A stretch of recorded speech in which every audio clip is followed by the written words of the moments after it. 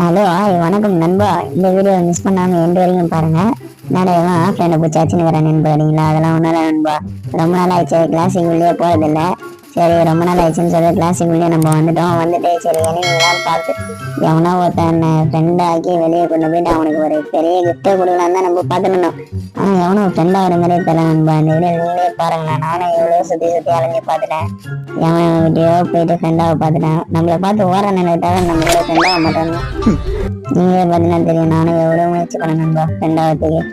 இவன் நம்மளுக்கு செட்டாக என்ன தெரியலாதான் நண்பா. இவனை போட்டு சரி ரொம்ப நேரம் சுற்றி இந்த வண்டி எத்தனை போனேன்.